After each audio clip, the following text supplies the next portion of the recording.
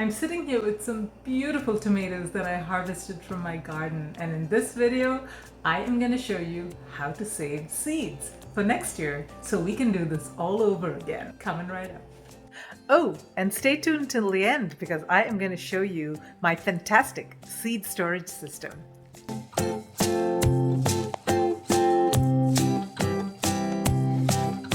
Now, saving tomato seeds, while not exactly rocket science, can be a little intimidating to some because tomato seeds have that gel coat that is a little bit tricky to remove. Not to worry, I will show you exactly how to do that, and it's so much easier than you think. Now, the first thing you need to do is choose the tomatoes that you're going to be saving seeds from. Now, my tip to you is choose the tomatoes that you absolutely love and that grow well in your garden, in your climate, and choose the very best samples of those. You can do this in the flow. You don't have to wait till the end of season to save tomatoes. You can do it anytime during the season. So choose the best tomato and save seeds from it. And here's the bonus. You can still eat the tomato. You just need the seeds to be separated out, right? So over here I've got a striped Roma tomato. Isn't that pretty, you guys? Look at those yellow stripes. I've got an Old Faithful, which is a Kellogg's breakfast tomato, a very reliable, heavy producer, and it is so yummy. It tastes like a fruit to me. It doesn't taste much like a tomato. It does not have the acidity. It's got more of the sweetness. But Tara, tomatoes are fruits, you know. I'm not gonna go there. So good. And one of my all-time favorites, the Berkeley Pink Tie-Dye.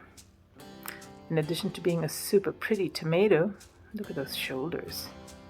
It has also got this yummy, yummy tomato sweet flavor, and it's very juicy. I like juicy tomatoes, and this one definitely is bursting both with flavor and with tomato juice. I just love eating it raw.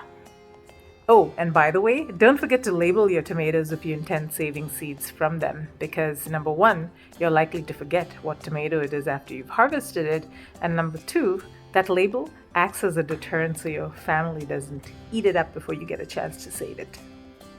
Now, another thing that you need to know is that you can only save seeds from tomatoes that are open pollinated. You cannot save seeds from hybrid tomatoes. So what are open pollinated tomatoes and what are hybrid tomatoes? Well, I'm glad you asked. Let me take you to the garden and show you what I mean. Now, as we head out to the garden, let me ask you if you're getting value out of this video in any way, shape, or form to kindly hit that like button. It sure helps get this video out to a broader audience, and we do want people to save seeds, don't we? So this is what my cherry tomato bed looks like at this time of year. Yep, they're done for. The California drought has not been kind to my tomato plants this year. But typically this time of year, they are starting to die off, and really, they've reached the end of their life. What I did want to show you is some of my favorite cherry tomatoes. This one here is the Sweet 100. This one right next to it, this is coming from the plant on the side of it, is the most popular Sun Gold tomato. And over here, I've got the last of my Brad's Atomic Grape.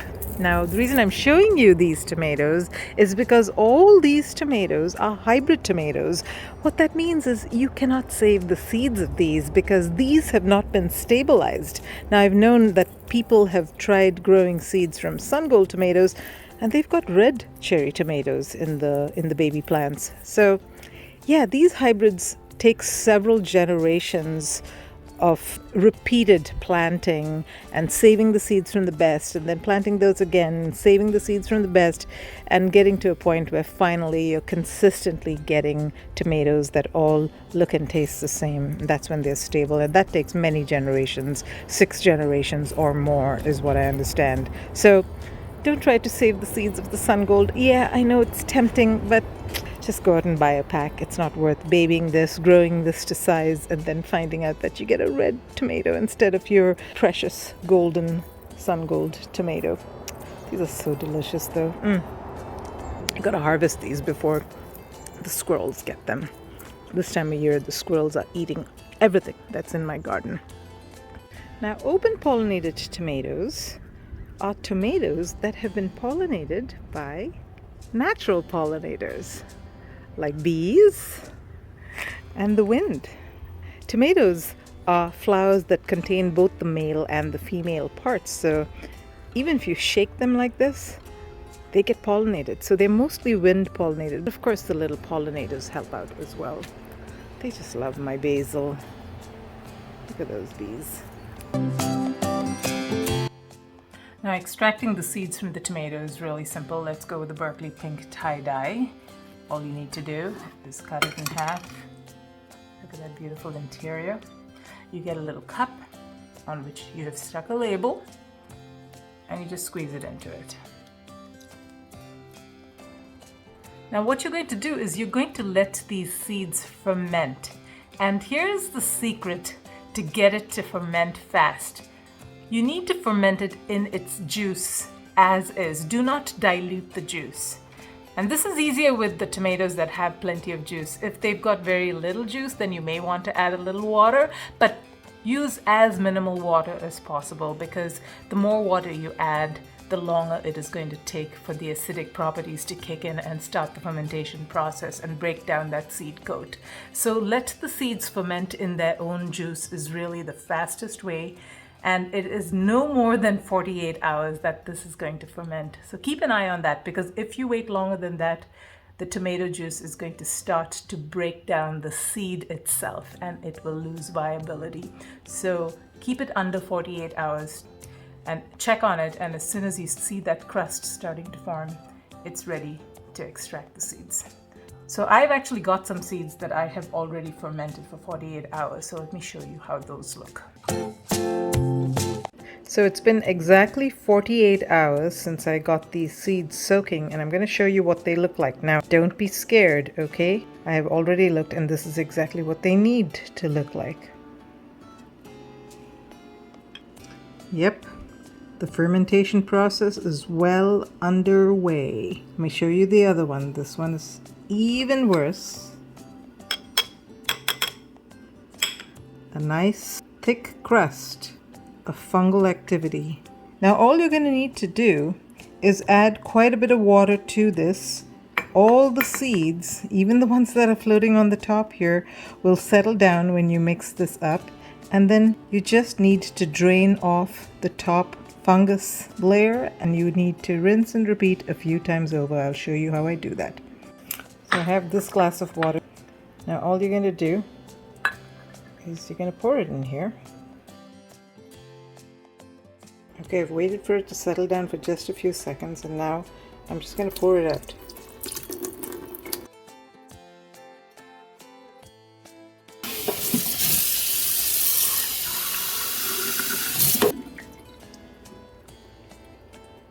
How nice and clear that is.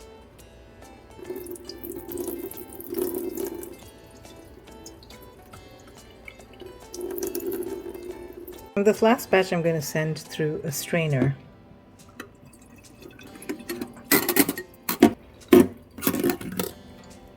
Then all you need to do is put it on a paper napkin, and it's going to dry on this for the next I'd say at least 2 weeks. Don't short circuit this process. The seeds may look nice and dry on the outside, but they will still be slightly damp on the inside, and then when you store them away, they will be subject to fungus, and next year when you open it up, you won't have viable seeds. So yeah, I usually just put these in indirect sunlight somewhere, windowsill, something like that, and I leave them and literally forget about them for at least a month or so. And after that, I know they're perfectly dry, and that's when I will store them, maybe in a little paper bag or even a plastic bag, but I try to put those little dehydrator packs.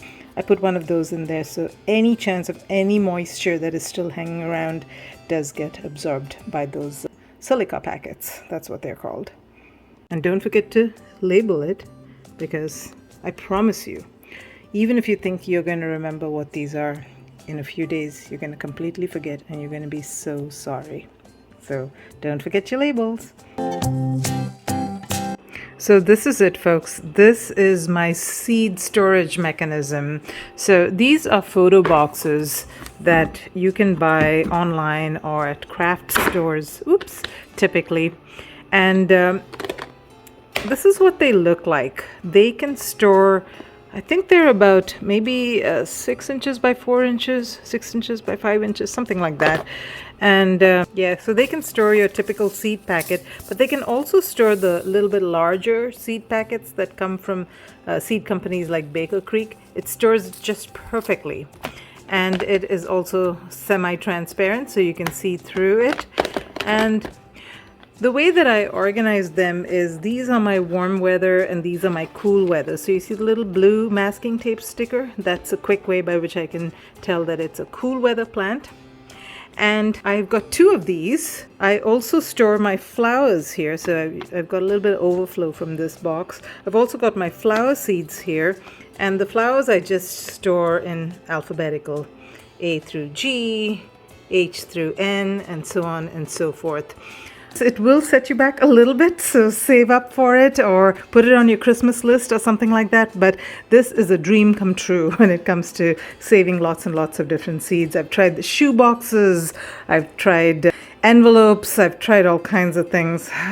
It all became just one big mess. This stores it just perfectly and really, really feeds my seed addiction.